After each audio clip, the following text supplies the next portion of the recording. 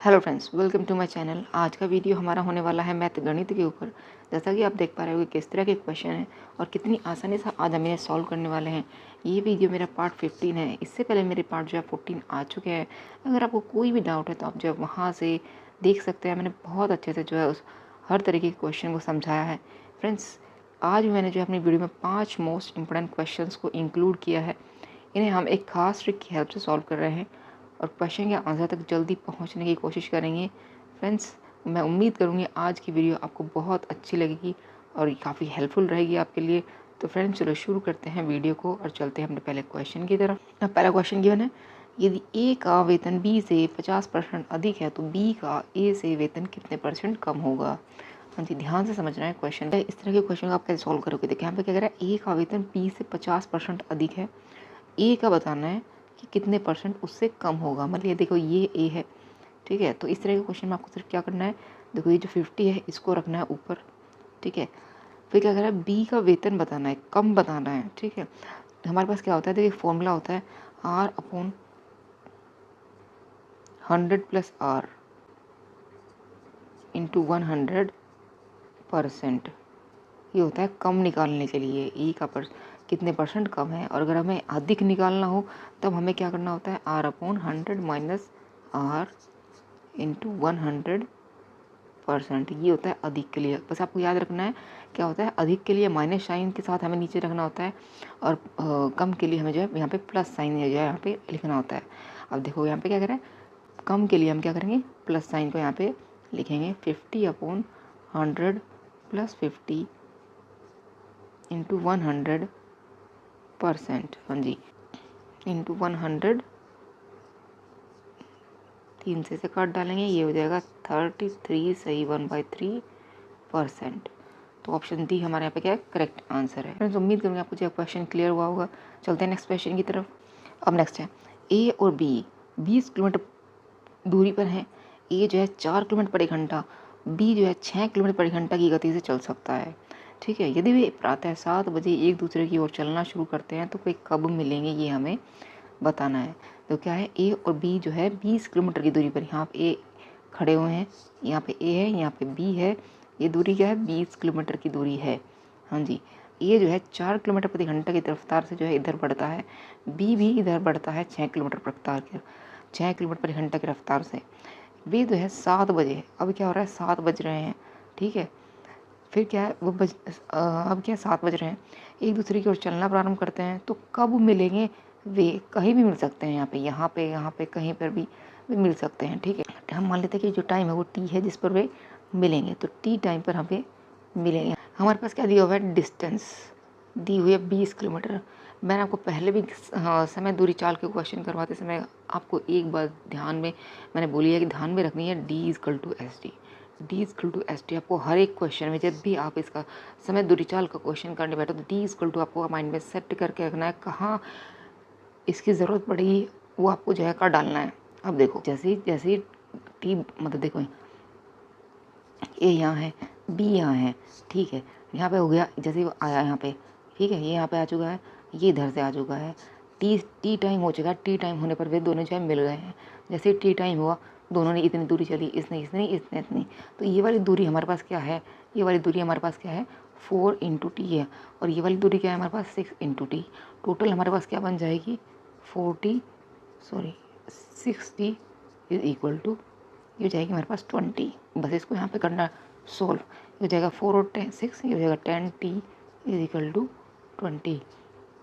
T हमारे पास क्या निकला यहाँ पे, 2 घंटे में जो है मिलेंगे। टाइम क्या था हमारे पास, 7 बज रहे थे, 2 घंटे हो चुके हैं, 2 घंटे बाद वे जो दोनों हैं एक दूसरे से मिल रहे हैं। तो 7 और 2, ठीक है, प्रातः 9 बजे वे एक दूसरे से मिलेंगे। तो ऑप्शन सी हमारे यहाँ पे क्या करेक्ट आंसर है। फ्रेंड्स, उम्मीद करूँगी आपको जो क्वेश्चन क्लियर हुआ होगा। चलते हैं नेक्स्ट क्वेश्चन की तरफ। अब नेक्स्ट है, एक सिपाही चोर का पीछा करना शुरू करता है। जब चोर 10 कदम चलता है तो सिपाही 8 कदम चलता है। सिपाही के 5 कदम और चोर के 7 कदम बराबर हैं। सिपाही और चोर की गति का अनुपात हमें बताना है। देखो क्या कह रहा है यहाँ पे, सिपाही के 5 कदम और चोर के 7 कदम बराबर हैं। हमें देखो, हमें क्या करना है, हमें जो है गति का अनुपात बताना है।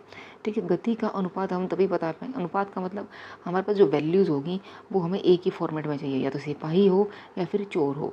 ठीक है, उसी के अनुसार चाहिए। अगर दोनों चोर होंगे तो हमारे जो है चोर से चोर जो इसकी वैल्यू है जो कट जाएगी। ठीक है, तो हमें जो है एक ही फॉर्मेट में हमें यहाँ पे रखना है। तो हम क्या करेंगे, इसको एक ही फॉर्मेट में यहाँ पे सॉल्व कर डालने हैं। अब देखो, सिपाही के 5 कदम और चोर के 7 कदम पर हमें यहाँ कहते हैं बराबर दिए हुए हैं। ठीक है, चोर के 7 कदम। फिर अगर मैं सिपाही का 1 कदम की बात करूँ तो कितने के इक्वल होगा, 7/5 के। सिपाही के 8 कदम किसके बराबर होगा, 7/5 गुना करनी है 8 से। ये हो गया हमारे पास चोर। ठीक है, ये सिपाही है। सिपाही के 8 कदम बराबर हैं चोर के कितने कदम के बराबर लेते हैं।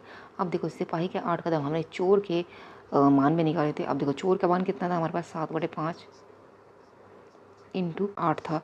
और चोर हमारे पास यहाँ पे क्या दिया हुआ है, चोर के 10 कदम। यहाँ पे भी ये भी चोर है और ये भी चोर के फॉर्मेट में बन चुका है। ठीक है, तो बस इसको यहाँ से हमें चोर के इसमें क्यों किया, क्योंकि या तो चोर चोर के करो या फिर आप सिपाही सिपाही के करो, दोनों ये जो है यहाँ पे कट जाएंगे। ठीक है, अब देखो यहाँ पे इसको कर लेना है सॉल्व। 7/56 अनुपात है हमारे पास 10। 56 रेशो हमारा जो है यहाँ से 50 निकल गया है। ये जगह 28 और 25। हाँ जी, 28 और 25 आपको किस आने दे रहा है, ऑप्शन सी में। ऑप्शन सी हमारे यहाँ पे क्या है, करेक्ट आंसर है। उम्मीद करूँ आपको जो है क्लियर हुआ होगा फ्रेंड्स। बहुत अच्छे से चलते हैं नेक्स्ट क्वेश्चन की तरफ। नेक्स्ट है, निशा ने 1 रुपये में 2 के हिसाब से कुछ संतरे खरीदे। उतने ही संतरे 1 रुपये में 3 के हिसाब से खरीदे। 20% का लाभ कमाने के लिए उसे 1 दर्जन संतरे कितने रुपए में बेचने चाहिए। 1 रुपये में क्या मिल रहा है, उसे 2 संतरे मिल रहे हैं। ठीक है, 2 संतरे मिल रहे हैं। इसी तरीके से दूसरी बार क्या कर रहा है, उतने ही संतरे, संतरे उतने ही हैं, संतरे उतने ही आपको ध्यान रखना है। और 1 रुपये है। ठीक है, यहाँ पे क्या मिल रहा है, उसे 3 संतरे मिल रहे हैं।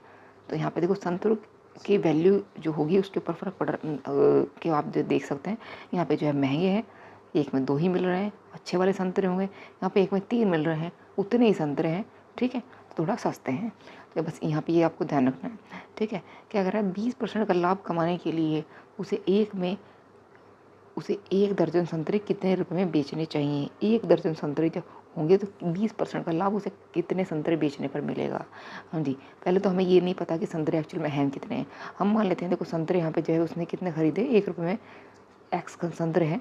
ठीक है, उसने एक्स जो है संतरे खरीदे। जब आप 1 में 2 की दर से अगर हम बात करें, खरीदे गए एक्स संतरों की कीमत कितनी होगी, 1 में 2 की दर से जब संतरे खरीद रही है तो एक्स संतरे खरीदे हैं, उनकी कीमत कितनी होगी। हाँ जी, कितनी कीमत होगी, मतलब टोटल हमारे पास क्या है, एक्स संतरे हैं और 1 में क्या करेगी, 1 रुपये में 2 संतरे खरीद रही है। ठीक है, 1 रुपये में 2 के हिसाब से ये जो टोटल संतरे हैं एक्स डिवाइडेड बाय 1 रुपये में 2, 1 रुपये में क्या आ रहे हैं, 2 संतरे आ रहे हैं। तो x/2 यहाँ पे जो है इनकी, ये भी 2 क्या है, संतरे हैं, और एक्स हमारे पास क्या है, संतरे हैं। टोटल हमारे पास मतलब जब उसने एक्स संतरे खरीदे और तो 1 रुपये में 2 वो खरीद रहा है, तो यहाँ पे इनकी जो कीमत होगी वो ये होती है। ठीक है, x/2। इसी तरीके से सेकेंड बार वो जब संतरे खरीद रहा है तब उसकी कीमत कितनी होगी, दूसरी बार में यहाँ पे जब वो 1 रुपये में 3 के हिसाब से खरीद रहा है। ठीक है, तो यहाँ पे कीमत कितनी होगी, संतरे इस बार भी क्या है, एक्स ही है। ठीक है, x/3 होगी, ये भी क्या होगी, इस बार कीमत होगी उसकी। फिर देखो क्या कह रहे हैं, यहाँ पे हम उसकी कीमत निकाल लेते हैं। टोटल कीमत कितनी होगी, 2x संतरों की। ठीक, खरीद तो वही रही, निशा ही खरीद रही है। जब निशा ही खरीद रही है तो 1 रुपये में 2 खरीदे। ठीक है, 1 रुपये में 3 संतरे खरीदे, उसके पास ही तो संतरे आ रहे हैं, टोटल उसी के पास तो इकट्ठा हो रहे हैं संतरे, किसी और के पास तो नहीं है। ठीक है, तो 2x संतरों की जो कीमत होगी वो कितनी होगी, हाँ जी, x/2 x/3 इसके हिसाब से जिस हिसाब से उनका रेट है उस हिसाब से उनकी जो कीमत है वो कितनी होगी। ठीक है, तो बस इसको यहाँ पे सॉल्व कर लेना है। ये हो जाएगा 5x/6, मतलब जो है उसकी टोटल कीमत होती है। ठीक है, फिर क्या अगर 20% का लाभ, ये उसकी जो है कीमत है। ठीक है, अब कह रहा है 20% का लाभ कमाना है। 20% का लाभ इसी कीमत के ऊपर तो होगा। हाँ जी, जितने संतरे हैं उतने पर ही तो वो 20% का लाभ कमाएगी, किसी और के कहीं और से कम ज़्यादा तो नहीं करेगी। टोटल हम उसके पास क्या है, ये संतरे हैं, इस पर ही उसे जो है 20% का लाभ कमाना है। ठीक है, कीमत क्या है उसकी, 5x/6 है, कीमत पर ही तो लाभ होता है। ठीक है, तो हमें क्या करना है, 20% का लाभ कमाना है। लाभ कमाने के लिए जो वैल्यू बनेगी लाभ होने के बाद, वो कि हमारे पास 120/100 क्यों होता है, कैसे होता है, मैंने इस तरह की जो है क्वेश्चन आपको पहले भी अपनी वीडियो में कई बार समझाए हैं फ्रेंड्स, आप वहाँ से चेक कर सकते हैं। देखो फिर दोबारा से मैं आपको बता सकती हूँ। यहाँ पे देखो क्या करना है हमें या तो आप इसको 20% निकालो, इस कीमत का 20% आप निकालो जो कि लाभ होगा, ठीक है। फिर इस ये कि हमारे पास क्या है, ये पूरा टोटल लाभ है। इस लाभ को आपको क्या करना है 5x/6 में या तो आप ऐड कर दो, ठीक है। ये तो आप ऐसे कर सकते हो या फिर आप ऐसे कर सकते हो 120/100 कर डालना है। ये क्या है पूरी क्या होगी 20% लाभ होने के बाद जो मूल्य बनता है ये होता है 120, ठीक है।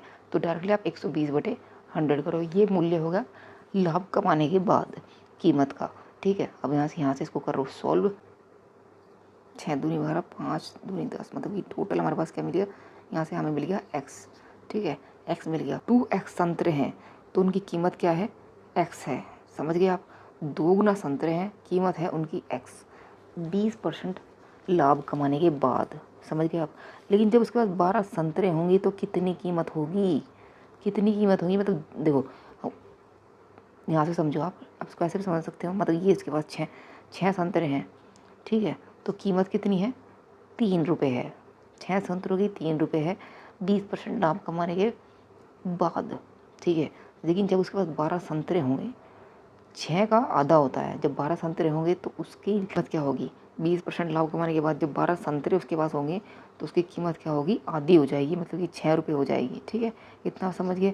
तो ऑप्शन ए हमारे यहाँ पे क्या है करेक्ट आंसर है।